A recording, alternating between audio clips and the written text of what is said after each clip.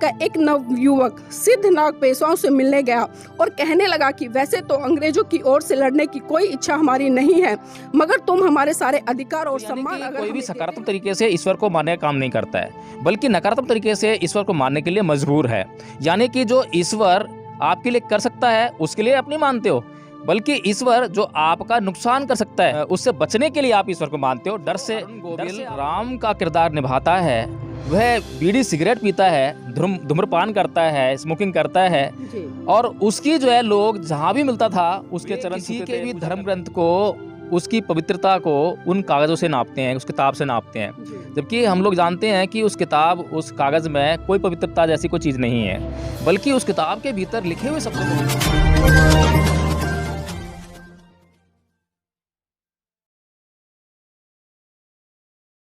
जय भीम नमो बुद्धाय। आप देख रहे हैं एनबी न्यूज़ 24/7 नीलम बोध के साथ। और साथ ही आज मैं बात करूंगी एक ऐसे ऐतिहासिक तथ्य की जो कि आपको आपका गौरव याद दिलाता है और याद दिलाता है कि किस तरह से आपके सूरवीरों ने बहुत बड़े तबके पर विजय हासिल की थी। जी हाँ साथियों, मैं बात कर रही हूँ 1 जनवरी की, जिसको कि शौर्य दिवस के रूप में मनाया जाता है। और शौर्य दिवस की जो गाथा है वो इतनी गौरवशाली है कि आपको सुनकर एहसास होगा कि आपके पूर्वज कितने शक्तिशाली रहे थे। साथियों, घटना कुछ इस तरह से है, मैं थोड़ा इतिहास पर ले जाना चाहूँगी। 11 मार्च सन 1689 को पेशवाओं ने हमारे संभाजी महाराज को ख़त्म कर उनके शरीर के अनगिनत टुकड़े कर तुलापुर नदी में फेंक दिया था और कहा जाता है कि जो भी इनको हाथ लगाएगा उनका कत्ल कर दिया जाएगा। काफ़ी समय तक कोई भी आगे नहीं आया। एक महार जाति के एक पहलवान ने हिम्मत दिखाई और आगे आया। उनका नाम था गणपत पहलवान। वह संभाजी महाराज के सारे शरीर के हिस्से को इकट्ठा करके ले गया और उनकी सिलाई की और उसके बाद उनका अंतिम संस्कार किया। संभाजी महाराज की समाधि आज भी उसी महारवाड़े इलाके में स्थित है।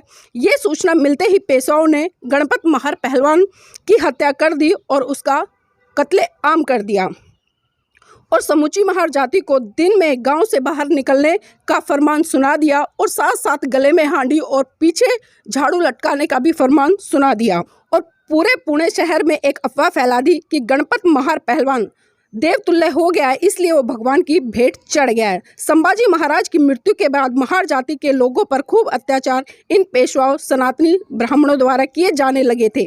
महार जाति शुरू से ही मार्शल जाति सेना में लड़ने वाली थी, पर पेशवाओं ने इन सब लोगों पर मार्शल लॉ सेना में लड़ने पर रोक लगा दी थी। महार अब इनके जुल्म से तंग आ चुके थे और अपने स्वाभिमान और अधिकार के लिए आंदोलन करने की सोच रहे थे। उस दौरान अंग्रेज भारत में आए ही थे, पर वो पेशवाओं की बलशाली सेना पर विजय नहीं पा सकते थे। तभी महार जाति का एक नवयुवक सिद्धनाग पेशवाओं से मिलने गया और कहने लगा कि वैसे तो अंग्रेजों की ओर से लड़ने की कोई इच्छा हमारी नहीं है, मगर तुम हमारे सारे अधिकार और सम्मान अगर हमें देते हो तो हम अंग्रेजों के खिलाफ लड़ेंगे। लेकिन पेशवाओं ने 2 टूक साफ मना कर दिया कि हम आपको यहाँ पर एक सुई भर जमीन भी देने के लिए तैयार नहीं है, और जिस सम्मान और स्वाभिमान की आप बात कर रहे हो वो तो आप सपने में भी सोच नहीं सकते कि हम आपको देंगे। यह सुनते ही सिद्धनाग ने पेशवा को चेतावनी देते हुए कहा कि अब तुमने अपनी मृत्यु को स्वयं ही निमंत्रण दिया है और अब तुम्हें कोई नहीं बचा सकता। अब हम रणभूमि में ही मिलेंगे। अब सिद्धनाग अंग्रेजों से मिला और उसने उनसे आग्रह किया कि हम अपने अधिकार और सम्मान चाहते हैं, इसलिए हम आपकी तरफ से पेशवाओं से लड़ना चाहते हैं, लेकिन हमारी शर्त यह है कि जिस तरह से ब्राह्मणवादी अवस्था के लोग हम पर अत्याचार शोषण कर रहे हैं, हमें उससे छुटकारा चाहिए। अंग्रेजों ने सिद्धनाग की बातें मान ली। तब सिद्धनाग 500 महार सैनिकों के साथ संभाजी महाराज की समाधि पर जाता है और महाराज की समाधि को नमन करते हुए शपथ लेता है कि हम संभाजी महाराज के खून का बदला जरूर लेंगे। और उसके बाद 7 दिन तक चले युद्ध में भूखे प्यासे रहकर महारों के 500 वीरों ने पेशवाओं के 28,000 सैनिकों के टुकड़े टुकड़े कर डाले। और साथियों, यहीं से शुरू होती है सम्मान की लड़ाई। तो इसी विषय पर चर्चा करने के लिए आज मेरे साथ में उपस्थित है सुप्रीम कोर्ट के एडवोकेट जय भीम प्रकाश जी। आइए उनसे चर्चा करते हैं कि शौर्य दिवस का जो इतिहास है इतना गौरवशाली है कि आज भी बहुजन समाज के बहुत सारे लोग उसे नहीं जानते हैं। तो आज की इस कड़ी में चर्चा करेंगे हम शौर्य दिवस को लेकर। सर आपका बहुत बहुत स्वागत है एनबी न्यूज़ में। धन्यवाद नीलम जी। जय भीम नमो बुद्धाय। सर, जिस तरह से अभी मैंने कुछ ऐतिहासिक पहलुओं पर चर्चा की और बताया लोगों को सही जानकारी कि किस तरह से भीमा कोरेगांव है और शौर्य दिवस है उसकी शुरुआत हुई। नीलम जी, आपने बहुत ही महत्वपूर्ण सूचना समाज को दी है और निस्संदेह समाज को ऐसी जानकारियाँ पाकर अपने गौरव को जानना चाहिए। और जब कोई भी व्यक्ति अपने गौरव को जानता है, पहचानता है, तो उस गौरव की जो अनुभूति है वो बिल्कुल अलग होती है।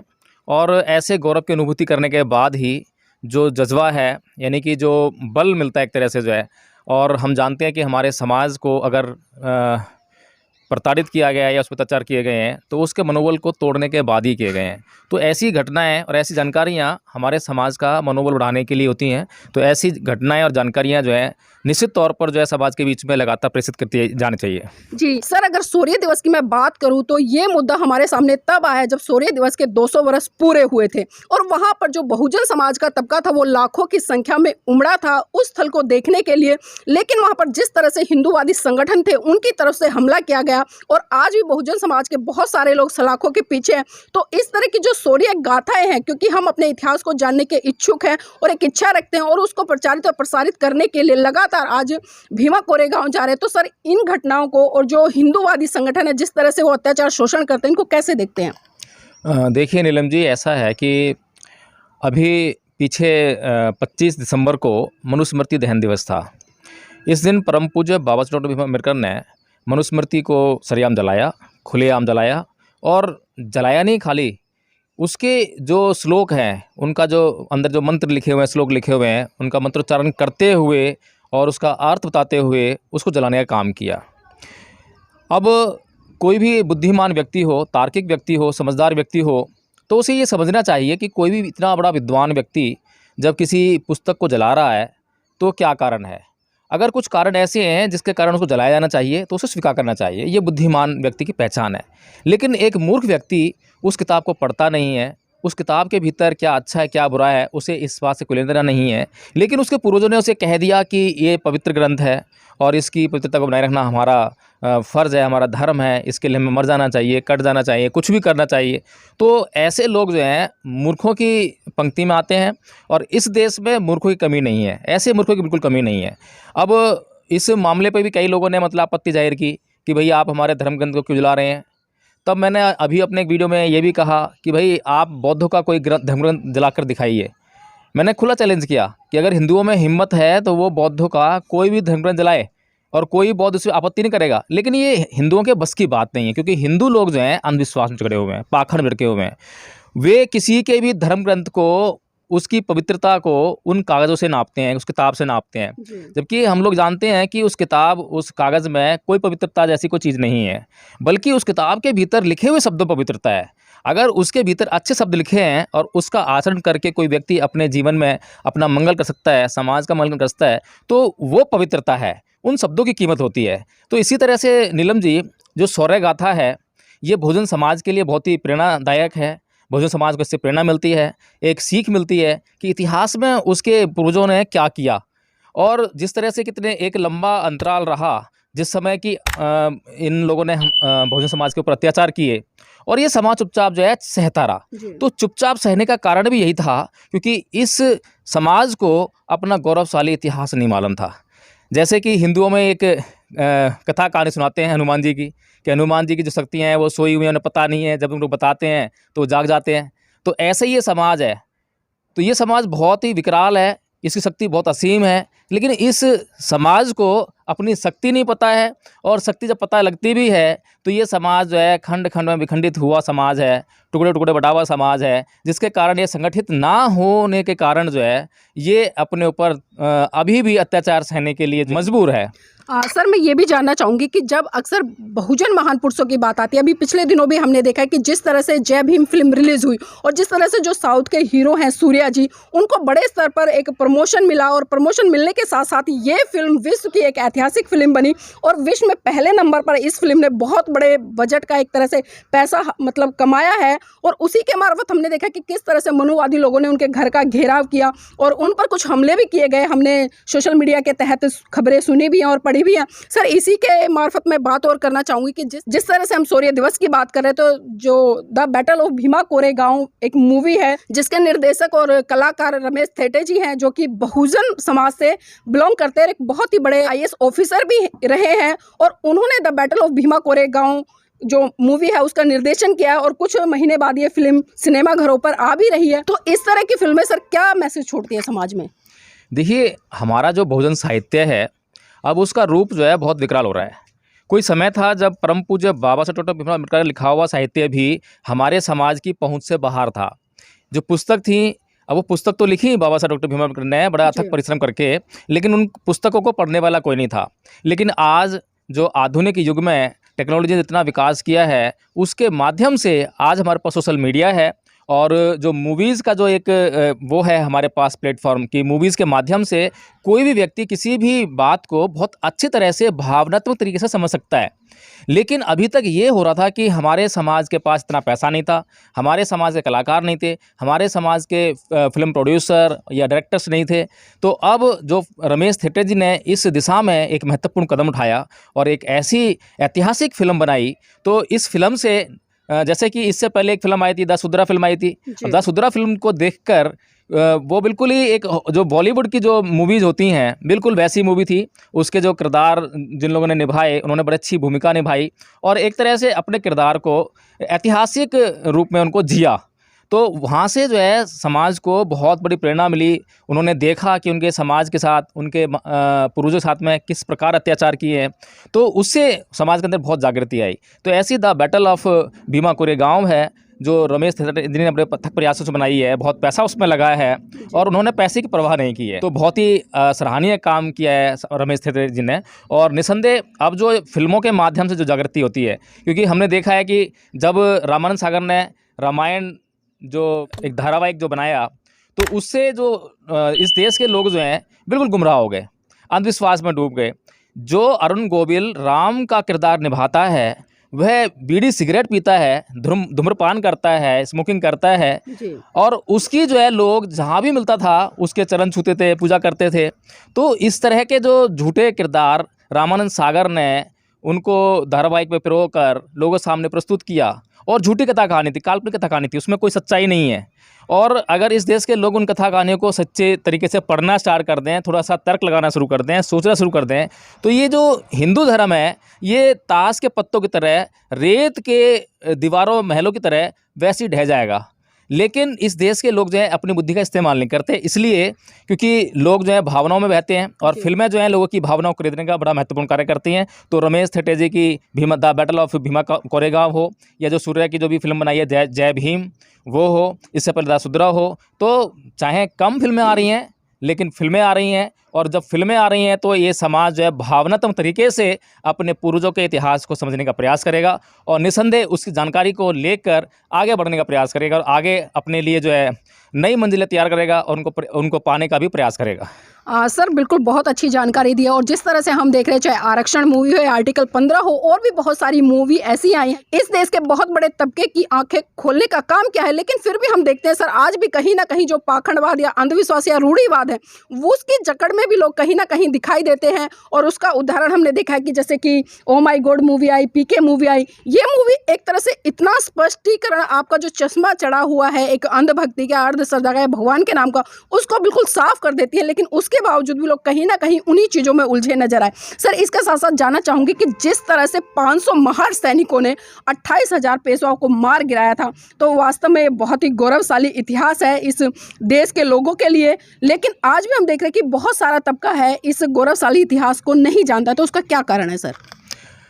नीलम जी, हमारे समाज का बहुत बड़ा हिस्सा अभी हमारे इतिहास की जानकारी से अनजान है और उसको इनकी जानकारी देने के लिए आप हैं, मैं हूं और हमारा यूट्यूब चैनल है। और इसके अलावा जो रमेश थेटे जी हैं, सूर्या जी हैं, ऐसी फिल्में बना रहे हैं, सोशल मीडिया का भरपूर प्रयोग हो रहा है, तो लगातार इस दिशा में काम चल रहा है। लेकिन प्रॉब्लम इस संसार की ये है कि ये संसार अज्ञानता से बहुत भय खाता है। जिस चीज़ का ज्ञान नहीं है उस चीज़ से वो डरता है। जिस चीज़ का ज्ञान नहीं है उसको प्राकृतिक शक्तियों में उसको समझकर और उसमें जो है कुछ ऐसी शक्ति समझता है कि इसमें बहुत ताकत है और वो जो है उसके आगे मजबूर है, तो वो अपने घुटने टेकने का मजबूर आता है। और हिंदू धर्म ने इस देश में, पूरे संसार भर में अगर मैं कहूँ कि अंधविश्वास के मामले में, तो उसने गोल्ड मेडल जीत रखा है और इस देश के लोगों को बहुत बड़ी तादाद में गुमराह कर रखा है। तो आज जो है हमारे सामने अभी भीमा कोरेगांव जो कि 1 जनवरी को मनाते हैं शौर्य दिवस के रूप में, ये मनाने का जो कारण है वो यही है कि इस दिन किसी भी तरीके से, किन्हीं भी माध्यमों से समाज के बीच में ये जानकारी जाए, ये जो गाथा है इसको लोग और भी ज़्यादा लोग जानें। अब पिछले साल तक जितने लोग जानते थे उससे कहीं ज़्यादा बड़ी तादाद में अब इस साल लोग जानेंगे, और आने वाले समय में जो है लगभग हमारा पूरा समाज इस जानकारी से जो है ओतप्रोत हो जाएगा, वह अपनी ताकत को समझने का कार्य करेगा। लेकिन नीलम जी, ये सब जो जानकारियाँ हमें पता भी लग जाएंगी, समझ में आ जाएंगी, लेकिन फिर भी हम लोग जो है अपने जो हमारी जो मंजिल है, जो हमारा बहुजन आंदोलन है, उससे हम तब तक दूर रहेंगे जब तक कि हम जो है ये जो अंधविश्वास है, जो डर है, जो ईश्वर में जो हम विश्वास रखते हैं, ईश्वर में विश्वास रखने का कारण ये नहीं है कि ईश्वर कुछ कर सकता है, क्योंकि मैंने कई बार ये कई वीडियोज़ के माध्यम से कहा भी है, किसी भी व्यक्ति को आप कहो कि अगर भाई तेरे भक्ति है या तेरी श्रद्धा है ईश्वर में, तो तू ईश्वर का नाम ले और 4थी मंजिल से कूद जा। अगर तेरा ईश्वर सच्चा है, तेरी भक्ति सच्ची है, तेरी श्रद्धा सच्ची है, तो तुझे कुछ नहीं होगा। लेकिन ऐसा कोई इंसान नहीं मिलेगा आपको जो कि ये काम कर सके।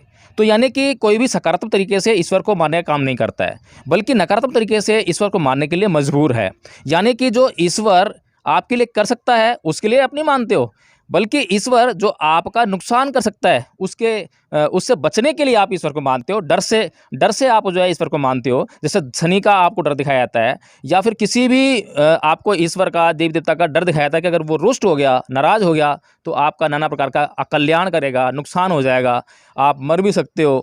तो इस तरह के डर दिखाकर वो जो है, ये जो हिंदू धर्म है, इन हमारे ही लोगों को, तो नीलम जी, हमारे समाज को चाहिए कि हमारा समाज तार्किक बने, वैज्ञानिक बने, और वो ये समझे, तो तभी शौर्य दिवस मनाने का फ़ायदा हो पाएगा। नहीं तो हम शौर्य दिवस मनाएंगे, हर साल सेलिब्रेशन करेंगे, और मनुस्मृति ध्यान दिवस भी मनाएंगे, हर साल कोई ना कोई पुस्तक जलाएंगे या पन्ने जलाएंगे, लेकिन उनका कोई फ़ायदा नहीं होगा अगर उस के पीछे जो जिस्ट है, जो सार है, उसको हम नहीं समझते हैं, और हमारे महापुरुषों के आंदोलन को हम समझकर उस पर हम उसको इम्प्लीमेंट करने का कार्य नहीं करते हैं, तो इन सब चीज़ों का कोई फ़ायदा नहीं रहेगा। जी, बहुत बहुत धन्यवाद सर हमारे साथ जुड़ने के लिए। और जैसा कि सर ने बताया, और सर ने ही नहीं बल्कि जिस तरह से आपके सामने शौर्य दिवस का जो गाथा है वो कितनी गौरवशाली है। और साथियों, आप सबको पता है कि ये लड़ाई किसी चीज़ की नहीं बल्कि आत्मसम्मान की लड़ाई थी, मान सम्मान की लड़ाई थी, पद प्रतिष्ठा की लड़ाई नहीं थी, जो कि बहुजन समाज के लोग थे जिनको कि महार कहा जाता था, सिर्फ वो स्वाभिमान से जीना चाहते थे। साथियों, शौर्य दिवस की गाथा कुछ और गाथा बयान नहीं करती, बल्कि वो बयान करती है कि जो हमारे पूर्वज रहे वो सिर्फ सम्मान की लड़ाई लड़ना चाह रहे थे, और सिर्फ सम्मान चाह रहे थे कि जिस तरह से दूसरे लोग समाज में सम्मानित तरीके से रहते हैं, अपने हक अधिकारों के प्रति एक सजग रूप से उनको यूज करके अपने जीवन को अच्छे तरह से यापन करते हैं, इसी तरह से जो हमारे महार सैनिक थे वो भी यही चाहते थे कि उनका जीवन भी आत्मसम्मान से भरपूर हो। लेकिन जो पेशवा लोग थे उनको ये बात बिल्कुल भी रास नहीं आ रही थी, और वो लगातार आए दिन शोषण अत्याचार उनके बढ़ते जा रहे थे हमारे बहुजन समाज के साथियों पर, और उसी का ही प्रतिकार रहा कि मात्र 500 महार सैनिकों ने 28,000 पेशवाओं को मार गिराया था। तो साथियों, आप समझ सकते हैं कि आपका जो इतिहास है वो कितना गौरवशाली है, कितना सशक्त है, कितना मजबूत है। तो आज जरूरत है आपको अपने इतिहास को पढ़ने की, समझने की, और उसको जन जन तक प्रचारित करने की। यहाँ पर हम समस्त देशवासियों को फिर से शौर्य दिवस की बहुत बहुत मंगल कामनाएं देना चाहते हैं, और उम्मीद करना चाहते हैं कि पूरे भारत देश में इसको बड़े स्तर पर सेलिब्रेट किया जाए, ताकि अन्य लोगों को भी पता चले कि किस तरह से एक विशेष वर्ग का तबका था जो बहुजन समाज के लोगों पर अत्याचार करता था। और आज सत्ताधारी लोगों का भी दायित्व बनता है कि वो समानता स्थापित करते हुए एक अच्छा रिजल्ट दे। इसी के साथ आपसे विदा लेंगे। जय भीम, नमो बुद्धाय। मेरा चैनल, आपका चैनल, समाज का चैनल, देश का चैनल एनबी न्यूज़ 24/7 को आप लाइक करें, सब्सक्राइब करें, और ज़्यादा से ज़्यादा इसकी वीडियो को शेयर करें, ताकि हर खबर को मैं आप तक आसानी से पहुंचा सकूं।